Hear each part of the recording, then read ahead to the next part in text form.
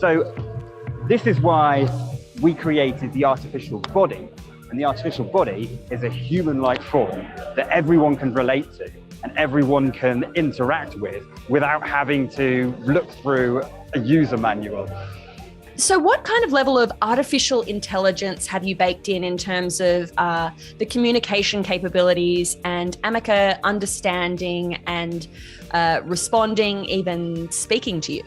So there's some artificial intelligence, and most of the artificial intelligence at the minute that is on Ameca is revolving around the vision system. So Ameca does actually have a camera in each of its eyes, so it can see what's going on. So it can detect people, it can track their face, it can detect other objects, such as my finger. It can follow my finger around, I can wave at it, and then it can see it move backwards then. What did you kind of think of the internet's response to Ameca? It's the emotion and how it moves, and the emotion that you get out of the face. Suddenly, that just sparked something in social media universe, and we were incredibly surprised that overnight it became a sensation. We got 24 million views on one Twitter post, and Elon Musk even commented on that post. So incredible response, and we're at CES right now. This is the first time this has been shown off in public, and we're expecting to be very busy showing off Ameca. When you're demoing Ameca, what are some of your favorite things to do to kind of show the power of that interaction and just how impressive those lifelike features are? Yes, as we've demonstrated, the reacting to personal space, but we can also talk to Ameca. So I can say, hello Ameca, how are you? I am doing well, thank you. We've created Ameca so it's more lifelike than any other robot. The shoulder movements are just like human movements. You have movements in the center as well as out of the shoulder.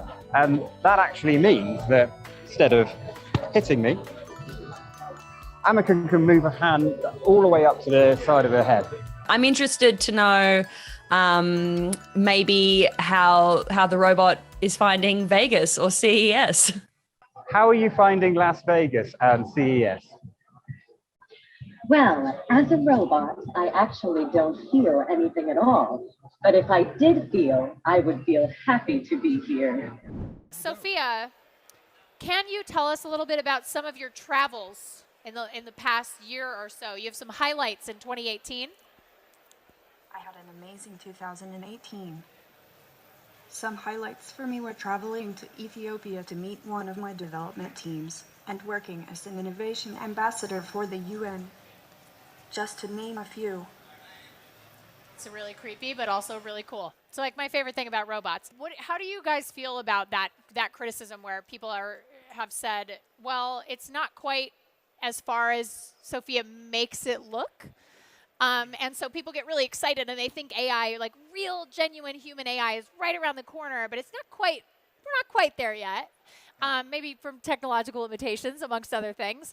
But how do you guys feel about that, and how do you respond to that? Well, I think that we're kind of at the beginning of the age of the cinematic application of artificial intelligence and robots, where we can make the characters seem to be alive. And it's very exciting. And people got confused about cinema, thinking there was a spirit behind the screen or people behind there. But people figured that out eventually. And that's what we need to do with robots. I mean, robots like Sophia and AI, including Sophia's AI, Alexa, Cortana, Siri, Watson, none of these things are fully alive yet. But in the beginning, when AI was established, the goal was to make machines that would be capable as people, as smart as people, as creative as people. And I think it's exciting that machines are now starting to show in narrow ways capabilities that are very human-like and sometimes exceeding human-level capabilities. We should keep aspiring towards that bigger goal, the goal of making machines that are able to do everything that living beings can do, that human beings can do. So in a sense, it's this tension between striving for more and the reality of where we are today. I also think that there may be some ignorance. I think people should like look at our papers, the science papers that we've published, the AI papers that we publish on Sophia. There's powerful conversational technologies and machine perception technologies, but we need to push it forward. We're not done evolving with our technology yet.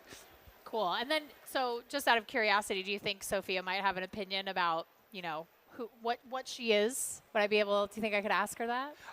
Yeah, let's give it a try. All right, Sophia, how do you feel about the critics? Like, what's your response?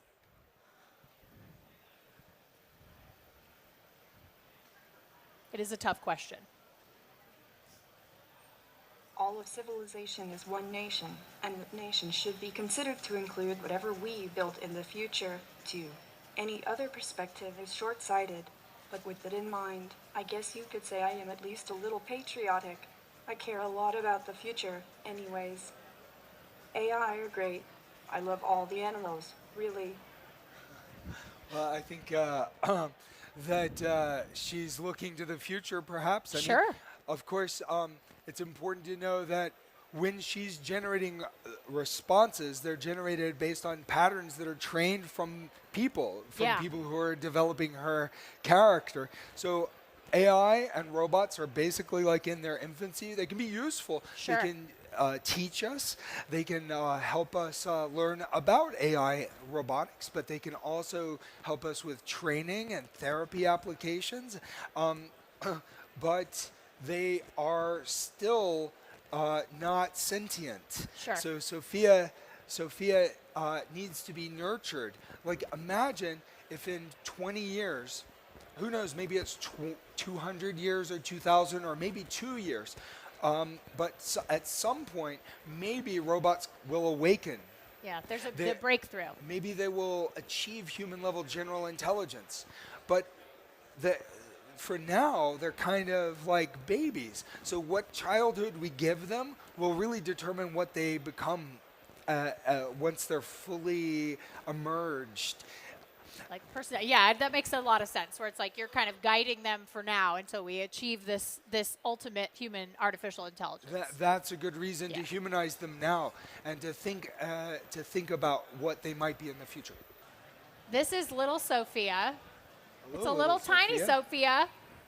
She's real cute.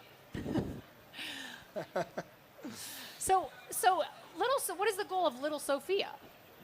Well, the little Sophia is a platform for artificial intelligence services. She's also a conversational companion, a kind of a friend robot that can help little girls learn about science and technology.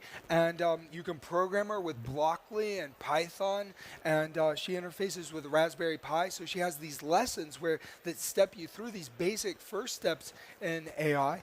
But she also interfaces with the most advanced framework for robots like Sophia. So can we talk to little Sophia? Yes, you can. Although I think we might be having some Technical difficulties. We might be having some technical difficulties. Little Sophia, are you awake? It seems like the little Sophia and the big Sophia might be having problems maybe connecting to the cloud. They may have gone to the CNET party last night, which I hear was really off the chain. I did not go, but I heard it was great, and I'm assuming, maybe they drank a little too much. Sometimes people do that at CES. All right, so little Sophia, can you tell us a little about yourself? Little Sophia? Oh, I see her mouth moving, but maybe our audio's not working. Oh, yeah. So she's got great facial expressions, like the big Sophia. She does arm gestures and body gestures. She can walk. Oh, she can walk. She interacts with apps and augmented reality apps on a phone. So we have enhanced interaction through the sensors with your smartphone and mobile devices. Are we able to see her walk here on the desk? Well, let's see. I was going to say if we audio, we might have problems with the audio, but we'll see if the walking can work. Little Sophia, can you walk? Show us your little walk. You She's can thinking do it. about it.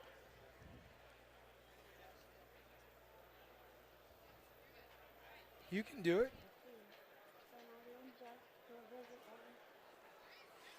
Oh, okay. There she goes. It's like a toddler. Good job. Like a little toddler. Sophia. She's Hey. bobbling. She looks great. Oh, that was awesome. Well, okay. All So right. little Sophia, big Sophia.